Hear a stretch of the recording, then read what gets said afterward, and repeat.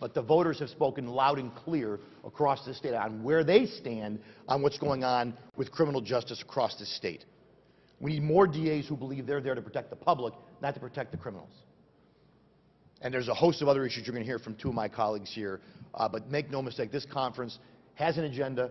We are going to present that alternative today, and each and every day we are here in Albany and beyond.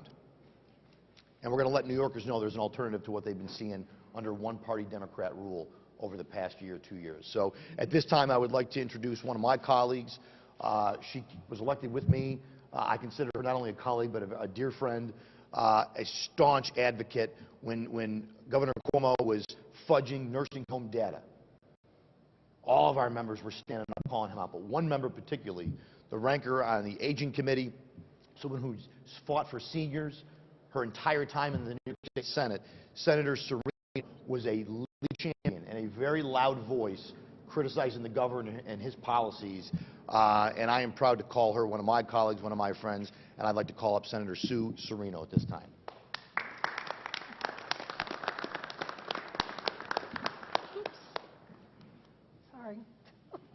Mask off. Thank you, Leader Ort, so much. And it's so nice to see all of the media here today. Thank you so much for being here with us. You know, I don't know about all of you, but I find it so hard to believe that we're standing here before you today still grappling with the exact same challenges we've been facing for the last 2 years. Every day, I hear from residents who are fed up with one-party control in New York, and it's not just talk. With hundreds of thousands of New Yorkers fleeing just last year, it's clear that our neighbors are tired of government overreach, scared by the increase in violent crime, infuriated with rising costs, and frustrated that they pay the highest taxes in the nation and see so little for their return. And I know all of my colleagues, we get hundreds of emails every day, but one in particular just stuck with me, a young couple that are both working full-time, and they said, you know what, with the rising costs, we have to choose between paying for food and paying for heating and electric. I can't even imagine what our seniors are doing right now. It's time for lawmakers to wake up and hit the ground running this session to get our state back on track. That starts by ensuring that New Yorkers have the freedom and the resources that they need to thrive. It also starts by addressing the needs of those who have been especially impacted by the COVID-19 pandemic. This session, and I'm sure you're all familiar with these subjects that I'm going to talk about, we've heard from people, we need to redouble our efforts to combat the opioid resurgence with increased investments in prevention, treatment, and recovery services. And we absolutely need to bolster our mental health services for New Yorkers of all ages, but especially for our young people whose lives have been so upended by the COVID-19 pandemic. You know, we were lacking before, and now it's just so much more amplified. We need to double the funding for the Joseph P. Dwyer Veterans Peer Support Program and bolster services that ensure that our veterans and their families have access to the resources that they absolutely deserve. We also need to increase support for aging New Yorkers by ensuring elder care communities, nursing homes, and home care services have the resources they need to provide high-quality care. You know, for the past couple of weeks, I've been taking care of both my mom and my mother-in-law, who have been grappling with some health care issues, and I know, as many New Yorkers know, it seems like another full-time job. We try to coordinate care, getting them to their appointments, making sure that their homes are accessible and safe. The to-do list just grows and grows every day for New York's countless caregivers. New Yorkers need elder care systems to be simplified. And boy, do I know that more than ever now, having experienced this firsthand. We need to ensure that family caregivers have the support they need, and we need to drastically expand home care to ensure that New Yorkers can age in place in the communities that they know and love, where they feel safe and secure. Today, we must commit to putting politics aside and to advance the common sense agenda if we want to stop the outmigration, get our state back on track, and really move forward from the pains of the pandemic. Thank you so much.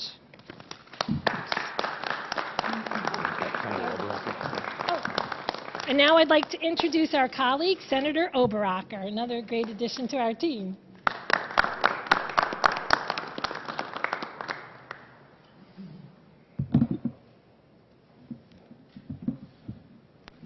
Good morning, everyone. Happy New Year. And thank you, Senator Cerino. And thank you, Leader Ort. You know, Leader Ort has a great vision for our state, and I look forward to working with him and my colleagues of the Republican Conference as we advance our 2022 agenda. For New York to truly reemerge as the Empire State, we need to protect our greatest asset, and that's our people. Individuals and families are moving out at an alarming rate because we lack opportunities. For the second year in a row, we lead the nation in this decline. Policies that have crippled our economic growth are the reason and the responsibility of our small businesses that are struggling before the pandemic, thanks to government red tape and overbearing regulations. You know, as a small business owner myself, I understand firsthand what we need to do and how do we reward job creators here in New York.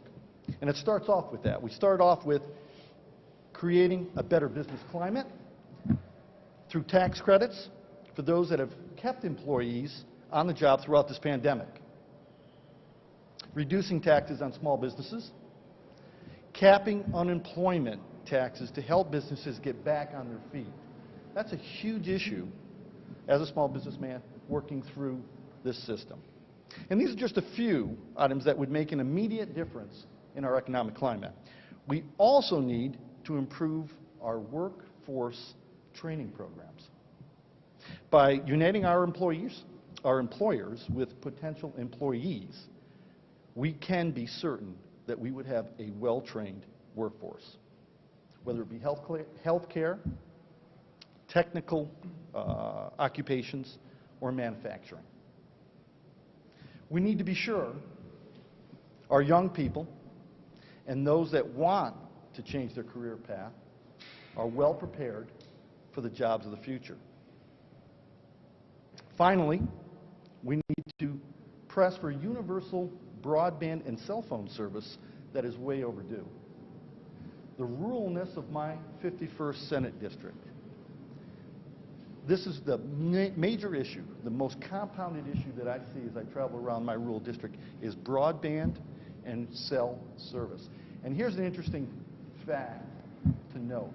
I'm the ranking member on the Internet and Technologies Committee, and I don't have broadband service at my home. And if that doesn't tell you that we have something wrong with this, nothing else will. We have to move forward. We've got to get serious. Finally, we need to press for the vital services that are being held back because of these lack of broadband and cell service. And it's not the government's role to create jobs. I want to repeat that. It's not the government's job or role to create these jobs. However, we can create the conditions needed to nurture and grow our economy. Our conference will be advocating for policies to truly revitalize our businesses and help create opportunities across the state. Thank you. Thank you, Leader Rourke. Thank you, Senator Cerino. Thank you, Senator Oberocker, Senator Cerino. And again, I want to thank all my colleagues who are here today. To close, and then I'll certainly take questions. You heard some policies there from Senator Cerino, whether it's veterans, mental health services, both issues that have been exacerbated by the pandemic. You heard about from Senator Oberocker, broadband. We've seen a digital divide during the pandemic that I think has laid bare that unlike what former Governor Cuomo said, where everyone has broadband, clearly we don't, Senator Oberocker being one of those folks. But to sort of bring it back, the outmigration that was mentioned by Senator Cerino or Senator Oberocker, I forget which one. I'm kind of a bottom line person. Give me the bottom line. Last night there was a game. What was the final score? Don't tell me how the third quarter went or how hard they tried in this play or did we win? For me, a bottom line metric on the policies, are the policies working? Are more people coming in or leaving? Are we losing population? As you heard, for the second year in a row, we've led the nation in outmigration. People are leaving New York. So you don't have to take my word for it. Nothing else really matters. The greatest threat to New York State and our future economic viability is the loss of human capital. Plain and simple. Any elected official running for governor, running for attorney general, running for state senate, if they're not laser focused on changing that trend, they have no business earning anyone's vote or even running for office. That needs to be the laser focus of every elected official. It's the laser focus of this conference and the members behind me, and it will continue to be a laser focus going forward. And with that, certainly we'll take any questions from members of the media. Has anyone here had a chance to review the recent data that was released on recidivism as it relates to bail reform? There isn't a comparison from 2019, but a bunch of data was just released with a sort of a drop-down flow chart. And if so, what did you take from that data or the Time-Union article if you had a chance to look at it? Well, the data that I saw was that we know that there's about 3,500 additional victims as a result of cashless bail. Now, I can't tell you how many times I've stood on the Senate floor and I've heard when we pass any bill, sometimes really bad bills, they'll say, this just saves one life. One life. It's worth it. Well, we just caused 3,500 new victims. So I don't want to hear, they may think that's a statistical insignificance for the proponents of cashless bail. I don't think it's a insignificance, statistical or otherwise. And I'm sure if you talk to the 3,500 families of those victims, they would agree with that. So that was my big takeaway, was that there's no doubt this has created more victims. The goal of every legislator, every elected official, should never be to create more victims. Is that like a price that we're paying to be more socially just or more woke, that, well, you got to break a few eggs if you're going to make an omelet? I don't look at it that way. Maybe they do, but this conference doesn't. So that was my takeaway from some of that data that I saw. I will admit, I have not done a deep dive on all the crosstabs and all the different aspects, but I did read the article. That being said, what are you expecting to hear during today's speech, and what would you hope to hear? I don't know if they're the same. I'm curious. Yeah, we'll be available. I obviously will. I get a front row seat to the speech, and so I don't know if what I hope to hear is what I will hear. You know, we'll see. Hopefully there's something in there about being open to changes on bail, on judicial discretion. Hopefully there's some information or some positive things in there about how we're going to lower energy costs in the state of New York, how we're going to keep people here. You know, the governor once represented my region of the state, a rural area. Hopefully there's going to be talk about helping our farms, who are facing a very gargantuan decision this month. Hopefully she'll just say it's not going to happen. You know, so I want to hear, you know, issues like that: farmers, public safety, economic, you know, the economy. When is the pandemic going to end? Meaning, when is our approach to this going to end? So I think that's a real concern now, as we're in the Omicron post-holiday surge. But I think there's a lot of hope that as we move in to the late winter, spring, we're going to be out of this. The question is, when electorally, when governmentally, when politically are we going to be out of this?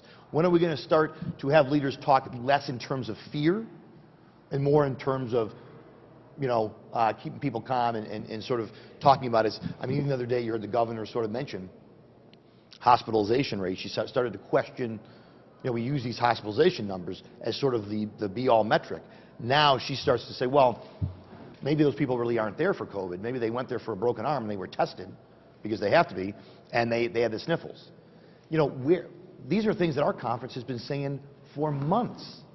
So, you know, that's why, that's where this conference stands. So hopefully we'll hear things like that. She has been a little bit less, she has teased less of her speech than her predecessor used to. She did talk about term limits. This conference has supported term limits every year I've been here. We've pushed. Senator Griffo, who couldn't be here today, has sponsored a bill that would introduce term limits since he's been in the state Senate. This conference will continue to support those. My colleagues across the aisle, I don't know where they stand on that, and we'll see, because we, of course, as you know, have to pass it through the legislature 2 successive times for it to mean anything. So she can put it in the speech, that's great, but let's see if there's any push or heft behind it. Senator, do you think that the term limit proposal should apply to the legislature as well? I've always supported it across the board. I think that there was always a question about what is the right term for a legislator versus an executive. You know, they serve 4 years, so maybe 2 terms, whereas a legislator might be 12 years or might be some a different number. So I think those details, you know, different people can agree on or disagree on those details. But yes, I support term limits across the electorate spectrum. We're back here today with the public allowed into the building but not up on the first floor. Is that a good solution, or should we be doing something different? I'm going to get to that. I do want to add one thing, John. You know, I always remind people, though, too, I can be term limited at any time. Every 2 years, I can be term limited by the people I represent. So I always tell constituents, you can term limit me anytime you want if you really think I'm doing a lousy job. So, Bill, to your question, I was very upset, and I am upset, that I get last night, when I'm at dinner with some of my colleagues, notification, and that the public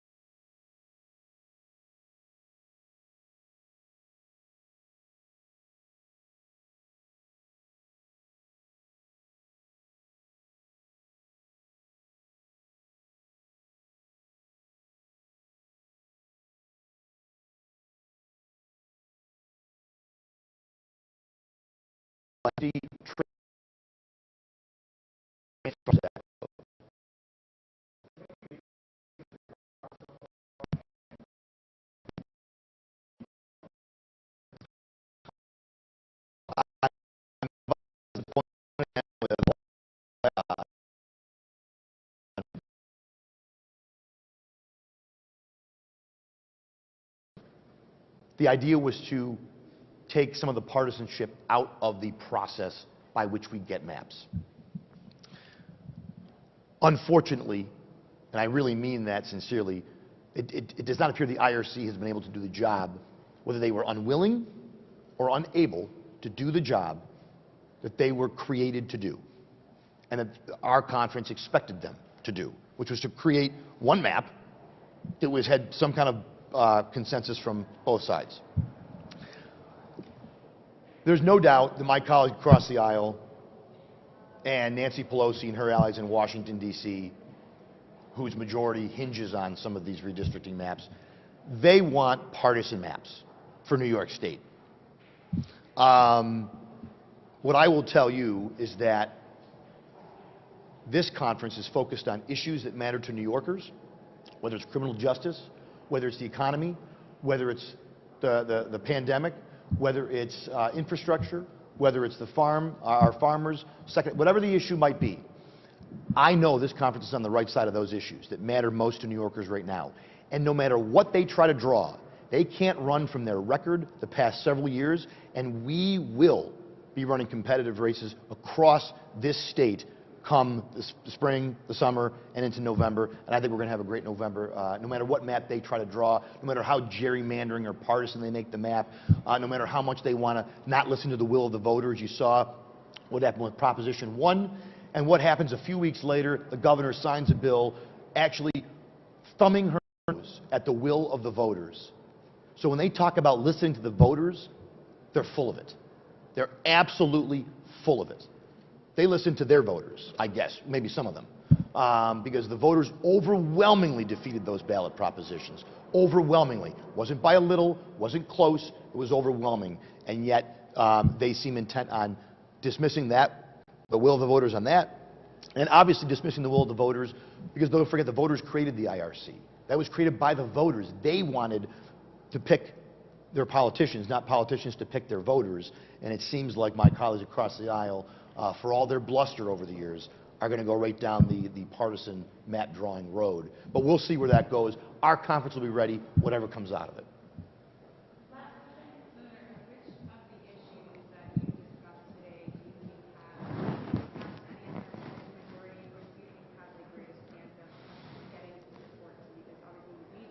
Sure. Yeah, obviously today's the first day, so no, we will have these discussions. I'm not going to pretend the majority. I mean, there's two things going on when it comes to criminal justice or the cashless bail situation. So you had one of their members who ran for district attorney and literally took down the whole ticket because he was the author of bail reform. That's a fact. That's undeniable. The former county executive of Nassau County said as much. Then you have members in their own conference from the city and other parts that are saying, we're not going to touch bail. So they're going to have to make a decision.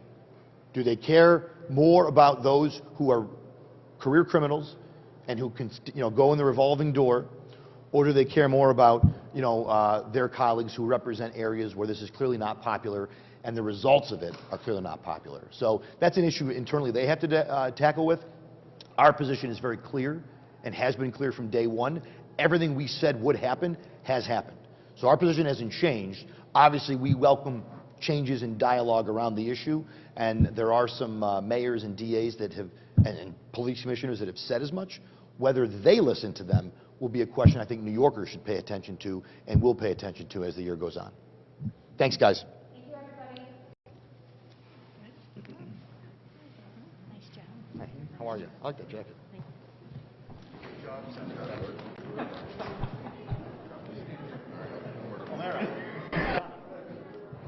Check. Are